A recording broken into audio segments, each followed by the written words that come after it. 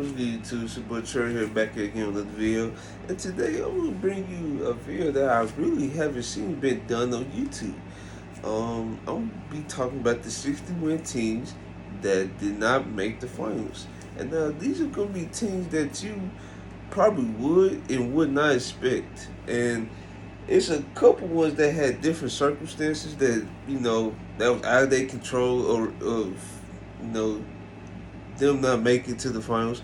So we about to go ahead and get into those teams. So the first team I have on my list is the 2015-2016 Spurs. So after a disappointing season in the 2014-15 season where they ended up becoming the number 7 seed and having to play the number 2 Clippers team, they took them to the brink though, but they still lost, and that was considered a disappointment since the year prior they won the championship. So this year they made sure that with their stars agent Tim Duncan, Ginobili, and Parker, they wasn't going to allow this have another disappointing season. So what they did was they picked up Marcus Rodgers in free agency. They gave him the keys to be the lead guy on the offense end. Tim Duncan, he was still a great anchor defensively, even though he couldn't really produce as much as he used to on offense no more. Ginobili and Parker, they was still the same. Kawhi took a leap on offense, and he won DPOY this season, so that definitely helped with the perimeter defense. I think they was the number 1 defense of the 2010s, so that's also a testament to how great their defense was at the time. Then we go into the season. They won 67 games, and what's crazy, that wasn't even the number 1 seed. The number 1 seed was the 73-9 Golden State Warriors. And what's crazy, I think in their home loss, it wasn't San Antonio or Golden State. Either one. One of them lost to each other during the season. So they was in for it. And then we also had the OKC Thunder, who was still, young and explosive. And they had something to prove themselves after a disappointing 2014-15 season, with KD having to miss the season because of a Jones fracture in his foot or something like that. So they had something to prove. The Spurs got by the first round, Thunder did, so they met in the second round. And in the second round, the Spurs lost in 6. I guess the explosive scoring of KD and Russ was too much for the Spurs. But that was a 60-win team that I first noticed didn't make it to the Western Conference Finals. But as I dig deeper and deeper, I found more teams that didn't make it. And my number 2 on this list is the 2008-2009 Cavs. Now, this team right here, folks say this was an all-time carry job by LeBron. It was an all-time great floor raising by LeBron. And this was like crazy athletic LeBron James. This version of LeBron James was like it didn't feel real at times. And this was LeBron James that was slimmer. This wasn't the Miami Heat LeBron who had packed on a couple more pounds or a couple more pounds of muscle and was jumping out. No, this was like the slender version of LeBron James who could touch the shot clock. That's how athletic he was. He won MVP this season. This is also coming out the season that they lost to the Celtics in the Eastern Conference Semis, I believe. They lost to the Eastern Conference Semis. They lost Game 7. LeBron had 40-some. I think Pierce had 40-some. They lost that series. So they looking for revenge. Okay, so during the season, Mo Williams, he took a leap as a player. He made an all-star appearance. They won 66 games. And during the season, KG also suffered an injury that caused him to miss the rest of the season. And this was the grand opportunity for the Cavs to make it to the finals and have the Kobe and LeBron matchup that they was hyping up all season long. So we're going to the playoffs. They take care of their first round opponent. and take care of their second round opponent. So we go into the conference finals, and we go against the Orlando Magic, who was the number one defense at this time. I think the Cavs was number 3 and the Celtics was number 2 because majority of the season KG was there. So yeah, the Magic, Celtics, Cavs, and during this time of the 2000s, the Cavs was the top 10 unit of all time. Of well, not of all time, but of the 2000s.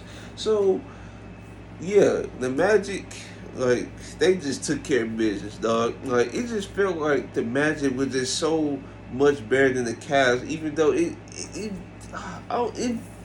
wasn't the case though. That's what I don't get.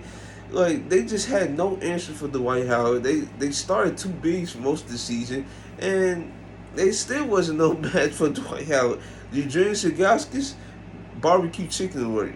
Aaron Severino, you knew he was barbecue chicken alert. Ben Wallace, he's out of his prime. He wasn't the same Ben Wallace. He couldn't contain Dwight Howard. So yeah, it was just a mismatch series all series long. LeBron did his job. He had like what 35 points this series, and yeah, Mo Williams, he didn't show up.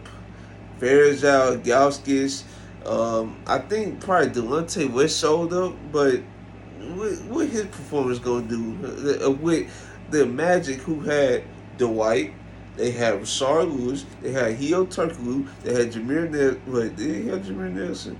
I think. Was he hurt? I think he was on the team. I think he was hurt. I could be wrong. They had Rayford Austin. Um, I think they had J.J. Redick. They had multiple pieces to throw at the Cavs, and the Cavs could match the Orlando Magic offense. So yeah, that was an L in their part. And so yeah, we're gonna go into the next team, and we're gonna talk about the 2018-2019 Bucks. Now, after a disappointing season in the 2017-18 season, which they had to fire Jason Kidd because of how bad that team was looking. They had interim coach. I forgot. I can't think his name at the moment. Then yeah, this is like their season to improve. They didn't show much to prove. So like I said, they fired Jason Kidd. We go into the playoffs. They was favored to beat the Celtics. They didn't beat the Celtics because they just didn't have enough experience. It showed. Like, they took them to 7. No, and now they got wiped out by undermanned Celtics. Well, not undermanned, because it was deep, but a team that was missing Gordon Hayward and Kyrie, like, players of the pecking order, was missing. They lost. So we go into this season.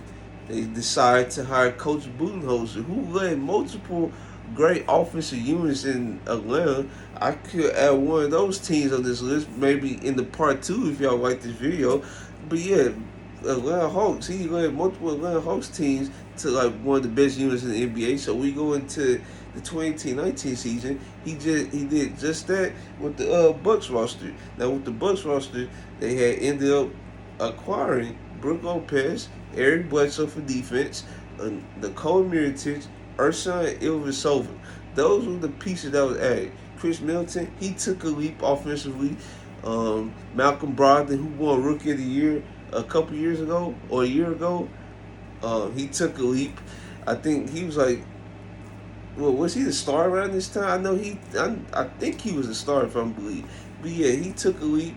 The Bucks, they ended up dominating the regular season. They was a 60-win team, number 1 seed throughout the season. This is the season Giannis, he became even stronger. He's not the bulkiest he was. Like right now, he's the bulkiest he's ever been. But in 2018-19, you could tell he gained muscle in the gym, and he was much slender then. And this was his MVP season. And he definitely deserved it. No matter what folks say about James Harden, he did not deserve it this season. So, yeah, we go into the season. No, we go into the playoffs. They take care of the Pistons. They take care of the who is the second round opponent? The Celtics. And the Celtics, this Celtics team was supposed to be the one that wins 60 games. They didn't. They had like an up and down season. Kyrie was basically on his way out the door. He didn't want to be there no more.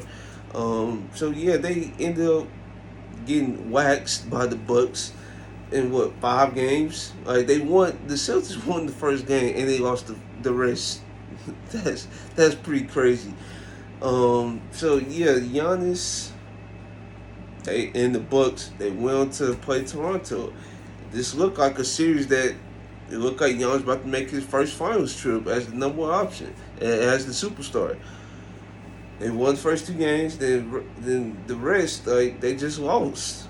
They just lost. I don't know how that happened, but yeah, they just lost the rest of the game because they couldn't counter the wall that the Raptors were building against Giannis, and then Giannis himself wasn't developed as a player to make the proper reads and split or know when to attack and when not to attack the wall. He just wasn't developed as a superstar that he compared to him now, and his jump shooting, yeah, it just wasn't that couldn't beat the defense either. So they was relying heavily on Malcolm Brogdon to make shots. They was heavily relying on Chris Middleton to create. They was heavily relying on Eric Bledsoe. That's who they was leaving open during the wall. Eric Bledsoe was getting the most open shots in his career, and he just could not knock him down. And then a player like himself, who's a slasher, you think they was gonna allow him to get to the rim? They wasn't allowing him to get to the rim. And he either had to shoot a three or he was gonna have to create mid range. He couldn't like put the ball in the hoop, and that team lost in the series. And that's why it became another 60-win team. They ended up not making it to the finals. So let's go ahead and go to the 65-win Rockets team. And this team right here, this actually like surprised me because this trade with Chris Paul, like that was very unexpected. They gave up a lot of depth. I think they gave up like Pat Bev, Lou Will. I think he was 6 man, or was it Eric Gordon? It was one of them two. I know the Rockets had 2 6-man of the year candidates, and Eric Gordon, Lou Will. They gave up Pat Bev, a defensive specialist, and I could be missing somebody. Oh, they gave up Montrezl Harrell. So they gave up a lot of depth to get Chris Paul. So yeah, the Chris Paul trade happened. So they have to replace this depth. They ended up picking up PJ Tucker, who's a good 3-and-D player. They picked up Luke Abad-Mute, who was pretty solid. He's not too special. He probably averaged in every area. But it was like nobody expected what we ended up getting. The Rockets just wow, they just looked unstoppable. This was James Harden MVP season. He had a crazy scoring run. What averaged like 30 over 31 a game this season. Um, his step back became unguardable. He started drawing more fouls. It's like he was at his mercy at that point. Like, it was nothing you could do. Then I think he won into a scoring run where he had 50, 40, 30, 50, 60, all that crazy stuff. And yeah, they ended up winning 65 games. And then we go to the playoffs. Chris Paul says he felt like this was the best opportunity he had to make it to the conference finals at this point. He showed out. Like this, I probably seen Chris Paul have a scoring run like this back in his younger days, but I did not expect Chris Paul to do what he did this playoffs. He went crazy against Utah. I think he had like a 40-point game to close them out. Who was their second round opponent? Who was their second round opponent? I can't even think of their second round opponent. But I know, oh, dang, it's not coming to me. But they ended up playing the Warriors in the conference finals. And yeah, this series was a back and forth slugfest. Like this was not easy for nobody. So we go into the series, like I said, back and forth. Chris Paul, he had a couple. He had a couple great games. James Harden, he had a couple great games. And then this is the turning point right here. Chris Paul, he was having an outstanding game. James Harden, he was having a solid game for his standards. Could have been better, but he had a solid game. But this is where the turning point lies. Chris Paul ends up messing up his hamstring, and that was like like a shotgun to the chest, bro. Like that was unbelievable when that happened. I wasn't even a Rockets fan. I felt bad for Rockets fans after that injury happened. So after that, they had a chance to close out the series because they ended up still winning the game. They up 3-2. They go Golden State. They lost in Golden State because nobody else but James Harden could create. And then we go to Game 7. Y'all already know the story about Game 7.